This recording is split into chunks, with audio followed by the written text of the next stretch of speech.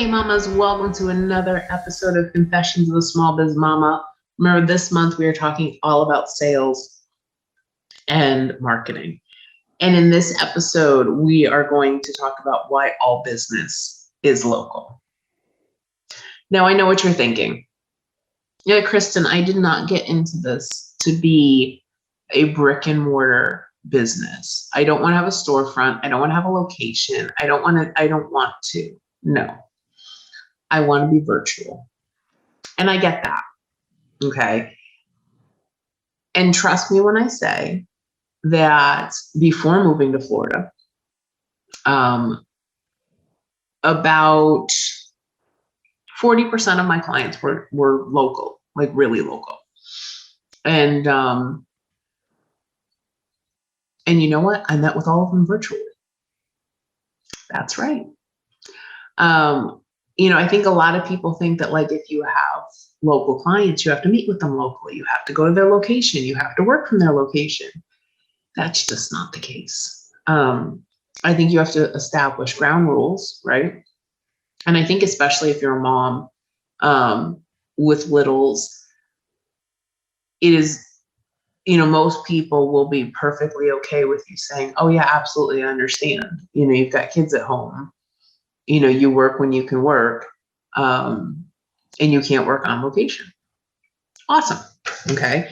And that's why we use tools so that way we can do that. So, but what I do think you should do is I think you should do some local networking. Okay. We are always looking to make connections with people. And the greatest way to network with people is to establish connections, right? And part of the problem with online networking is that it is harder to establish those connections with people, right? So I have people who come all the time. They're just fishing to try to find something that we might have in common. But when you network locally, like I said, even if you're going to do the work virtually, you have that instant thing in common, right? We're from the same state. We're from the same town. We're from the same county.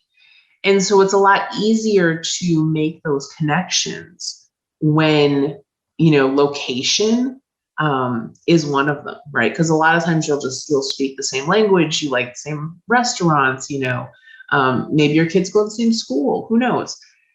But so I think that starting locally is really important. Now, most people, and I'm not really sure why, but most people jump to, I'm going to create flyers and I'm going to go door to door and talk to businesses. That is not a good strategy. Okay, and let me tell you why. So most businesses have a gatekeeper, and the gatekeeper's job is to make sure that you do not bother the owner. Okay. There are also lots of businesses out there that don't have a storefront. Okay. And then businesses, when you do walk into their storefront, typically they're busy, right? They don't want to be bothered with salespeople. So you're sitting there going, well, how do I do that then? If I want to network locally and I can't just walk into businesses, then what am I going to do? So I have a couple strategies for you that you can use to do this. Okay. And some of them are more businessy and some of them are more fun. Okay. It just depends on what you want to do. So first off, there are lots of online local business groups that you can join. And those work awesome. Okay. Some of them are better organized than others. Some of them are very promo-y, and some of them really have community where people are helping each other out. And so you just have to find one that works for you. If you want to find them, the thing I'd recommend that you do is you find your local, Facebook groups, right? So the town I was in Connecticut, we had 2 groups. Down here in Florida, there's actually there's one for our town. There's one for moms that are in the Space Coast. And And I know that there's a whole bunch more. There's one that's just dedicated to eating. They're like, literally, we have one that's just food. Okay.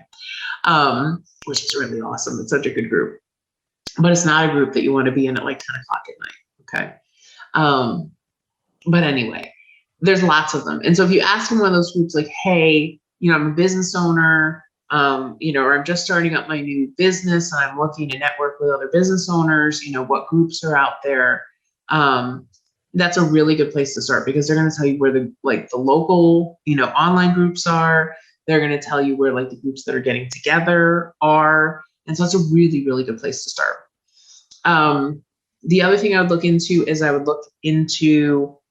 of times when you have a college nearby, those colleges will have business incubators or entrepreneur centers or women's business groups or minority business groups that you can get involved with that are spectacular.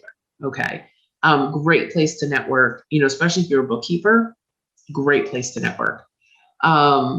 Your local chamber of commerce, whether that is your town, whether that's your county, whether that is maybe one town over. And the cool thing with the chambers is that typically, a lot of people are like, well, they're super expensive to join. But a lot of times you can go to like a couple meetings and they're either free or they'll charge you like $5 or $10 to go. And like, that's if you can get like one client out of those, a lot of times it'll pay for your annual membership. Like one client, your first month will pay for that membership. Okay. And so I think those work really, really well. Okay. Another thing you can try too is a lot of moms groups. A lot of the moms in those groups are business owners. And so that is a great way to meet business owners. And if you don't find any moms groups, start a moms group, okay, in your area. It's really funny because one thing that I am finding a lot is that like people are looking for connection, right? And so maybe you're a knitter, you start a knitting group. Maybe you like kayaking, start a kayaking group. I bet you that, if you attend a group like that, you're going to find business owners. You just are, okay? Because business owners are everywhere.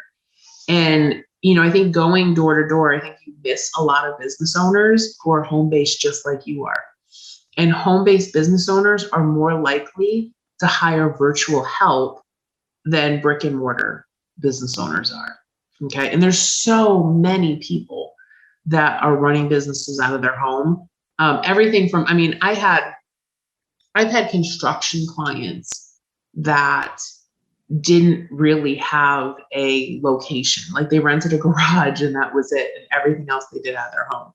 So, I just think that it's really critically important that you kind of think outside the box.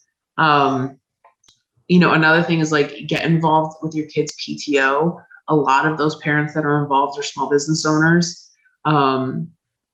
You can get involved in charitable organizations. A lot of people that are active actually own businesses because they have the flexibility, right, in their schedule to be able to be active. And the thing I find too is that small business owners, because their business is in the community, they have a vested interest in making sure that the community, thrives. And so most of the small business owners I've ever known have been super involved in something in their community. The other thing you can try civic organizations, things like the Rotary, Civitan, Shriners, any of the service organizations, the Lions Club. And typically, like if you reach out to your Chamber of Commerce, they're going to know what the active civic clubs are. You might also have, a lot of towns have like a downtown organization that helps promote businesses downtown. And you don't have to be downtown to be in that organization, but just say like, hey, we support downtown businesses. And so like, there's just so many opportunities out there. And frankly, look, I think a lot of people, they want to make sure that their town or their county is doing well, right? Because the better your town does, the lower your property taxes are going to be, the better your schools are going to be, there's going to be less crime. And so I really believe that no matter what you do, we need to start at home and we need to be active at home. And so whether that's looking for clients locally or whether that is just, getting out there, getting to know people, getting involved in your community, which will probably end up leading to clients, just saying, and making your community better, right? It's super rewarding. I've been involved in politics. I was on the board of ed in my town for a couple years. I've been on the board of more nonprofits than I can remember. I've helped organize golf tournaments and charitable giving drives and toy drives, and it's just so rewarding. It really is. And so I would really encourage you to get out there and be a leader in your community. Get out there, network locally, get involved, connect with businesses. Because, here's the other thing too, is that when you start getting clients locally, even if you're working on them virtually, when you're in those circles and people talk about what a great job you're doing, you're going to get more clients. It's super, super simple. And it's, I talked about Keeper Training School, that there's this switch that flips where you're working really, really hard to get clients, every single client. And then all of a sudden you start getting referrals. And then it gets to the point that you don't have to market anymore because you're just getting referrals. And that's where I've been with my business for a long time. And it's so awesome because you just know new clients are going to come to you. And that happens a lot faster, I think, with local than it does with virtual. And it's funny, I have not networked locally in, I don't know, maybe 6 or 7 years. And now that I'm in a new area, now I'm interested in getting back out and doing that again. Not even for business purposes, but just, to get involved in my community. And